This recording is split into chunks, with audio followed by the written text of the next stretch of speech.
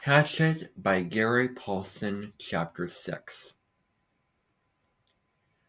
2 years before he and Terry had been fooling around down near the park, where the city seemed to end for a time, and the trees grew thick and came down to the small river that went through the park. It was thick there, and seemed kind of wild, and they had been joking and making things up, and they pretended that they were lost in the woods and talked in the afternoon about what they would do. Of course, they figured out they'd have all sorts of goodies, like a gun and a knife and fishing gear and matches so that they could hunt and fish and have a fire. I wish you were here, Tara, he thought, with a gun and a knife and some matches. In the park that time, he had decided to the best shelter was a lean-to, and Brian set out now to make one up. Maybe cover it with grass or leaves or sticks, he thought. And he started to go down to the lake again, where there were some willows he could cut down for braces. But it struck him that he ought to find a good place for the lean-to, and so he decided to look around first. He wanted to stay near the lake because he thought the plane, even deeper in the water, might show up to somebody flying over, and he didn't want to diminish any chance he might have of being found. His eyes fell upon the stone ridges to his left, and he thought at first he should build his shelter against the stone. But before that, he decided to check out the far side of the ridge, and that was where he got lucky. Using the sun and the fact that it rose in the east and set in the west, he decided that the far side was the northern side of the ridge. At one time in the far past, it had been scooped by something, probably a glacier, and this scooping had left a kind of sideways bowl back in under a ledge. It wasn't very deep, not a cave, but it was smooth and made a perfect roof, and he could almost stand in under the ledge. He had to hold his head slightly tipped forward and at the front to keep it from hitting the top. Some of the rock had been scooped. Some of the rock that had been scooped out had also been pulverized by the glacial action, turned into sand, and now made a small sand beach that went down to the edge of the water in front and to the right of the overhang. It was his first good luck. No, he thought. He had good luck in the landing, but this was all good luck as well. But this was good luck as well, luck he needed. All he had to do was wall off part of the bowl and leave an opening as a doorway, and he would have a perfect shelter, much stronger than a lean-to and dry because the overhang made a watertight roof. He crawled back in under the ledge and sat. The sand was cool here in the shade, and the coolness felt wonderful to his face, which was already starting a blister and getting especially painful on his forehead, and the blisters on top of the swelling. He was also still weak.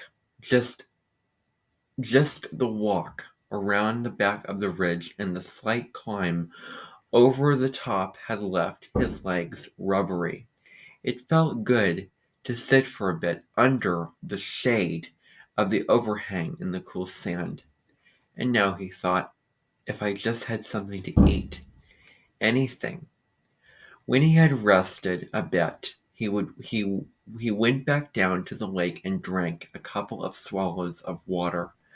He wasn't all that thirsty, but he thought the water might help to take the edge off his hunger. It didn't. Somehow the cold lake water actually made it worse, sharpened it. He thought of dragging in wood to make a wall on part of the overhang, and picked up one piece to pull up. But his arms were too weak, and he knew that that then, and he knew then that it wasn't just a crash, an injury to his body and head, it was also that he was weak from hunger. He would have to find something to eat. Before he had anything else, he would have to have something to eat. But what? Brian leaned against the rock and stared out at the lake. What in all of this was there to eat? He was so used to having food just be there, just always being there. When he was hungry, he went to the icebox, or to Dice store, or to the store, or sat down at a meal his mother cooked. Oh, he thought, remembering a meal now. Oh, it was the last Thanksgiving last year, the last Thanksgiving they had as a family before his mother demanded the divorce and his father moved out in the following January. Brian already knew the secret but did not know it would cause them to break up and thought it might work out. The secret that his father still did not know, but that he would try to tell him when he saw him. The meal had been turkey, and they cooked it in the backyard in the barbecue over charcoal with the lid down tight. His father had put hickory chops on the charcoal, and the smell of the cooking turkey and the hickory smoke had filled the yard. When his father took the lid off, smiling, the smell that had come out was unbelievable, and when they sat to eat the meat, was wet with juice and rich, and had the taste of the smoke in it. He had to stop this. His mouth was full of saliva, and his stomach was twisting and growling. What was there to eat? What had he read or seen that told him about food in the wilderness? Hadn't there been something? A show, yes, a show on television about Air Force pilots and some kind of course they took. A survival course. All right, he had the show coming into his thoughts now. The pilots had to live in the desert. They put them in the desert down in Arizona or someplace and they had to live for a week. They had to find food and water for a week. For water, they had made a sheet of plastic into a dew-gathering device, and for food they ate lizards. That was it. Of course, Brian had lots of water and there weren't too many lizards in the Canadian woods that he knew. One of the pilots had used a watch crystal as a magnifying glass to focus the sun and start a fire so they didn't have to eat the lizards raw. But Brian had a digital watch without a crystal, broken at that, so the show didn't help him much. Wait, there was one thing. One of the pilots, a woman, had found some kind of beans on a bush, and she had used them with her lizard meat to make a little stew in a tin can she had found. Bean lizard stew. There weren't any beans here, but there must be berries. There had to be berry bushes around. Sure, the woods were full of berry bushes. That's what everybody always said. Well, he actually never heard anybody say it, but he felt that it should be true. There must be berry bushes. He stood and moved out into the sand and looked up at the sun. It was still high.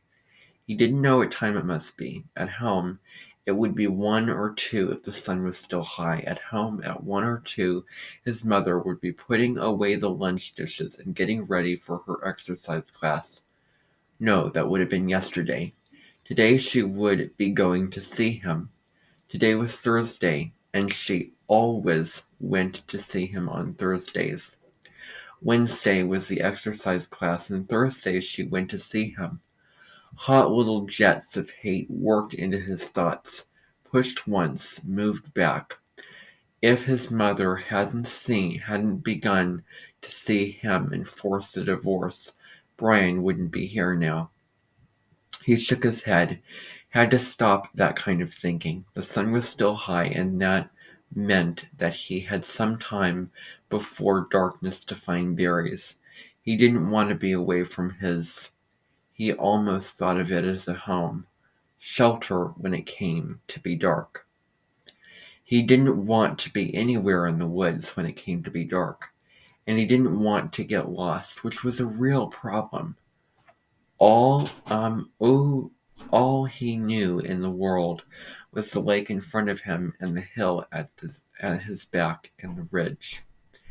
If he lost sight of them, there was a really good chance that he would get turned around and not find his way back. So he had to look for berry bushes, but keep the lake or the rock ridge in sight at all times. He looked up the lake shore to the north. For a good distance, perhaps 200 yards, it was fairly clear. There were tall pines, the kind with no limbs, until very close to the top, with a gentle breeze sighing in them, but not too much low brush. 200 yards up there seemed to be a belt of thick, lower brush starting about 10 or 12 feet high, and that formed a wall he could not see through. It seemed to go on around the lake, thick and lustily green, but he could not be sure. If there were berries, they would be in that brush, he felt. And as long as if there were berries, they would be in that brush, he felt. And as long as he stayed close to the lake, so he could keep the water on his right and know it was there, he wouldn't get lost. When he was done, or found berries, he thought, he would just turn around, so the water was on his left, and walk back until he came to the ridge and his shelter. Simple. Keep it simple. I am Brian Robson. I have been in a plane crash. I am going to find some food. I am going to find berries. He walked slowly, still a bit pained in his joints and weak from hunger, up along the side of the lake. The trees were full of birds singing ahead of him in the sun. Some he knew, some he didn't. He saw a robin, some kind of sparrows, and a flock of reddish-orange birds with thick beaks. 20 or 30 of them were sitting in one of the pines. They made much noise and flew away ahead of him when he walked under the tree. He watched them fly, their color a bright slash in solid green, and in this way he found the berries. The birds landed in some taller willow type of undergrowth with wide leaves and started jumping and making noise. At first he was too far away to see what they were doing, but their color drew him, and he moved toward them, keeping the lake in sight on his right. And when he got closer, he saw they were eating berries. He could not believe it was that easy. It was as if the birds had taken him right to the berries. The slender branches went up about 20 feet and were heavy, drooping with clusters of ripe red berries. They were half as big as grapes, but hung in bunches, much like grapes, and when Brian saw them glistening red in the sunlight, he almost yelled. His pace quickened, and he was in them in moments, scattering the birds, grabbing branches, stripping them to fill his mouth with berries. He almost spit them out. It wasn't that they were bitter so much that they had lacked any sweetness, had a tart flavor that left his mouth dry feeling, and they were like cherries in that they had large pits, which made them hard to chew. But there was such a hunger on him, such an emptiness, that he could not stop, and kept stripping branches and eating berries by the handful, grabbing and jamming them into his mouth and swallowing them, pits and all. He could not stop, and when at last his stomach was full, he was still hungry. 2 days without food must have shrunken his stomach, but the drive of hunger was still there. Thinking of the birds, and how they would come up back into the berries when he left, he made a carrying pouch of his torn windbreaker and kept picking. Finally, when he judged he had closed 4 pounds in the jacket, he stopped and went back to his camp by the ridge. Now, he thought, now I have some food, and I can do something about fixing this place up. He glanced at the sun and saw he had some time before dark. If only I had matches, he thought, looking ruefully at the bench and lakeside.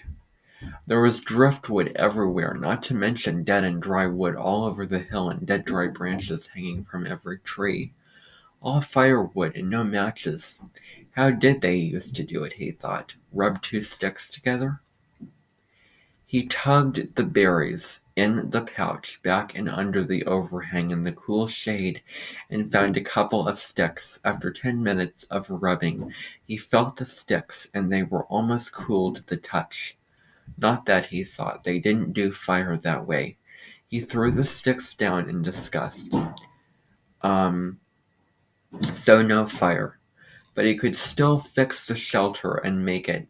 And here the word safer came into his mind, and he didn't know why. More livable. Kind of close in it, he thought. I'll just close it in a bit. He started dragging sticks up from the lake and pulling long dead branches down from the hill, never getting out of sight of the water and the ridge. With these he interlaced and wove a wall across the opening of the front of the rock. It took over 2 hours, and he had to stop several times because he still felt a bit weak, and once because he felt a strange new twinge in his stomach. A tightening, rolling. Too many berries, he thought. I ate too many of them. But it was gone soon, and he kept working until the entire front of the overhang was covered save for a small opening at the right end, nearest the lake. The doorway was about 3 feet, and when he went in it, he found himself in a room almost 50. The doorway was about 3 feet, and when he went in, he found himself in a room almost 15 feet long and 8 to 10 feet deep, with the rock wall sloping down at the rear. Good, he said, nodding. Good. Outside, the sun was going down, finally, and in the initial coolness, the mosquitoes came out again and clouded in on him. They were thick, terrible, if not quite as bad as in the morning, and he kept brushing them off his arms until he couldn't stand it, and then dumped the berries and put the torn windbreaker in. At least the sleeves covered his arms. Wrapped in the jacket, with darkness coming down fast now, he crawled back in under the rock and huddled and tried to sleep. He was deeply tired and still aching some, but sleep was slow coming and did not finally settle in until the evening cool turned to night cool, and the mosquitoes slowed. Then at last, with the stomach turning on the berries, Brian